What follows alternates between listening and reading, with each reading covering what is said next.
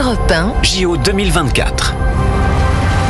Vous écoutez Europe 1, 6h13, excellent réveil à tous et c'est l'heure de la chronique des Jeux Olympiques sur Europe 1. Bonjour Céline Géraud. Bonjour Lionel, bonjour à tous. Alors après le festival de médailles mercredi, il faut bien le dire, la belle spirale de la victoire pour notre équipe de France s'est un peu ralentie hier. Oui, les judokas au vestiaire rapidement, les fleurettistes sortis, le zéro pointé de l'aviron, une première depuis 92.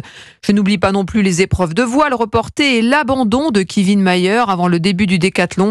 Franchement, ce jeudi est à oublier. Alors, heureusement, il y a une petite éclaircie sur le plan d'eau de Vers-sur-Marne. Oui, il était attendu et il a tenu bon, Lionel. À 19 ans seulement, Titouan Castric décroche la médaille d'argent en kayak slalom. Après une descente quasi parfaite, le Français se rate sur la fin du parcours. Une erreur qui lui coûte très cher. L'or lui échappe pour 20 centièmes. Castric en argent, mais pas content.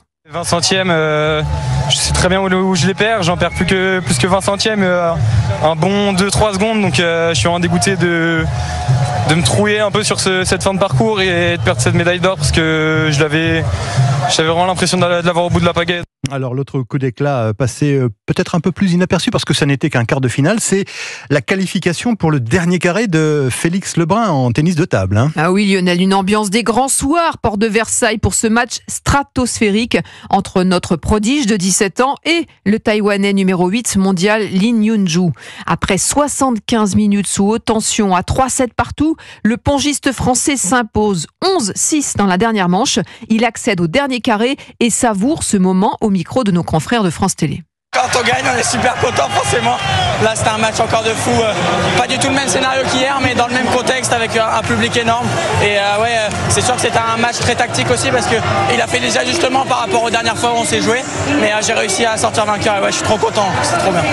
Surdoué, survolté et supporté comme jamais par le public de l'Arena, Félix Lebrun n'en revient pas de cette liesse populaire. C'est incroyable, l'ambiance est géniale, ils sont super cool, ils m'encouragent comme jamais, ça me pousse comme j'ai jamais joué de match avec une ambiance comme ça et je suis tellement heureux de pouvoir profiter, d'avoir réussi à jouer un très bon tennis de table depuis ce début des JO et de profiter un max de ce public qui est incroyable. Et demain, Lionel, Félix Lebrun affrontera le redoutable chinois Fan Zhendong en demi-finale. Il est champion du monde en titre, un très gros morceau, mais rien ne semble pouvoir stopper la fusée Félix. Merci Céline Géraud, on vous retrouve à 7h20 sur Europe 1.